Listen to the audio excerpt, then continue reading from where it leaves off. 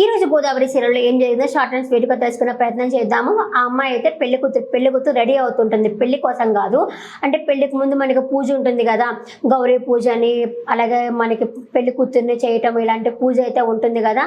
ఆ పూజ కోసం అమ్మాయి అయితే రెడీ అవుతూ ఉంటుంది. అంత లోపల వాళ్ళ చెల్లి వస్తుంది. వచ్చేసి అబ్బా సూపర్గా ఉన్నావు అక్క, ఈ చీరలో కానీ బావగా నిన్ను చూశాడంటే ఫ్లాట్ అయిపోతాడు అక్క నిన్ను చూసి అని చెప్పి చెల్లి అంటుంది. ఇంకా నాలుగో చెల్లి కూడా ఉండి బావ ఎవరు అంటే ఇంకెవరు పెళ్లి చేసుకోబోయేవాడే కదా అని చెప్పేసి తనైతే అంటుంది.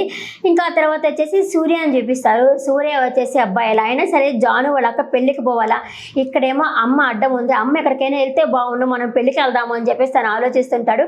అంతలోపల వాళ్ళ అమ్మ వచ్చేసి అరే నేను ఒక 5 రోజులు హైదరాబాద్ దాకా వెళ్ళొస్తాను, కొంచెం పని ఉంది అనేసరికి అమ్మయ్య పోతుందని చెప్పి లోపల లేపేమో సంతోషం, పైకి మాత్రం అమ్మ వెళ్తావా అమ్మ, బోరు కొడుతుందమ్మా నువ్వు లేకపోతే అని చెప్పేసరికి అవునా నాన్న వచ్చేస్తానులే నాన్న, ఒక 5 రోజుల్లో వచ్చేస్తానులే నాన్న అని చెప్పేసి ఆవిడైతే బయలుదేరుతుంది. అమ్మాయి ఇంకా హ్యాపీగా తను పెళ్లికి పోవచ్చు అని చెప్పి తను డిసైడ్ అవుతాడు. అలాగే మురళి ఉన్నారు కదా, మురళిని తీసుకొని అయితే ఆ పెళ్లికి అయితే వస్తుంటారు. మురళి అయితే చాలా బాధపడతా ఉంటాడు. అయ్యో పెళ్ళి అయిపోతా ఉంది, నేను మనసుకి చెప్పుకోలేకపోతున్నాను, నాకైతే చాలా ఏడుపు వస్తూ ఉంది అని చెప్పేసి మురళి కూడా చాలా బాధపడతా ఉంటాడు. ఇంకా లోపలికి వచ్చేసరికి ఆ చిన్న పాప ఉండొచ్చి బాగా వచ్చాడు అని చెప్పేసుకుని గబగబా వస్తుంది. ఆమె కూడా వాళ్ళ హస్బెండ్ చేసుకుపోయే హస్బెండ్ వచ్చాడేమో అని చెప్పి ఆమె కూడా గబగబా వస్తుంది. ఎవరు అలకనంద కూడా గబగబా వస్తుంది. తీరా చూస్తే ఇతను అనమాట.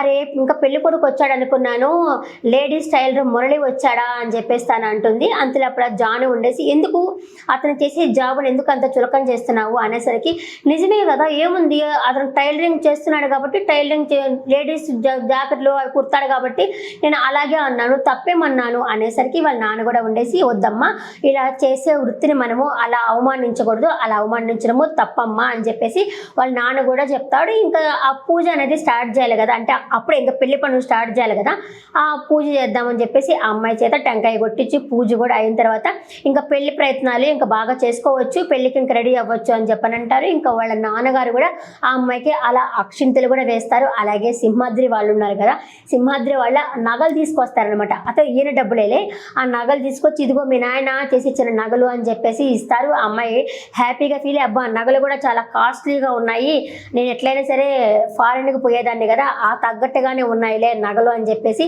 ఆ నగలను కూడా చూసుకొని మురిసిపోతూ ఉంటుంది.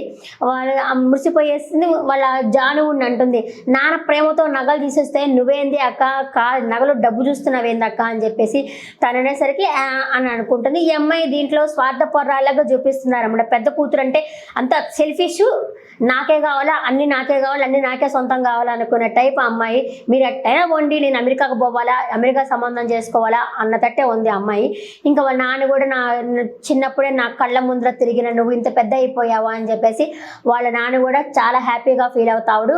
ఇంకా అక్షింతలన్నీ వేస్తారనమాట. వేసిన తర్వాత ఈ నగలు అవన్నీ ఉన్నాయి కదా, అంతలోప్పుడు సింహాద్రి దగ్గరకు వచ్చేసి అడుగుతారు, అరే సింహాద్రి రేపు మనం తోట అనేది ఇస్తామని చెప్పని అన్నాం కదా, ఆ తోట గురించి ఏమైంది, ఎప్పుడు పెట్టుకున్నాం మన రిజిస్ట్రేషన్ అని చెప్పేసరికి అరే అవునా అతను కోమాలో ఉన్నాడు రా అని చెప్పేసి చెప్తాడు.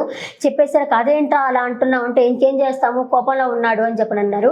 రేపటి ఎపిసోడ్లో అమ్మాయిని పెళ్లి కూతుర్ని చేస్తూ ఉంటారు. అంతలోప్పుడు ఇతను ఎందుకు ఇలాగా నిర్లక్ష్యంగా ఉన్నాడు అని చెప్పేసి ఆయన వాళ్ళ నాన్న జాను వాళ్ళ నాన్న అయితే అతని దగ్గరికి పోబోతున్నాడు, సింహాద్రి దగ్గరికి. నిజం తెలుసుకుంటాడు అని రేపటి ఎపిసోడ్లో అనుకుంటున్నాను. షార్ట్ అండ్ స్వీట్గానే చెప్పేశాను, ఎందుకంటే లాంగ్ లెంత్ వీడియో పెడితే పోవడం లేదు, అందుకే షార్ట్గానే చెప్పాను అనుకుంటున్నా. ఈరోజు ఎపిసోడ్లో ఇదే జరిగింది. నెక్స్ట్ ఎపిసోడ్లో మళ్ళీ కలుస్తాను. టాటా బాబాయ్ నమస్తే.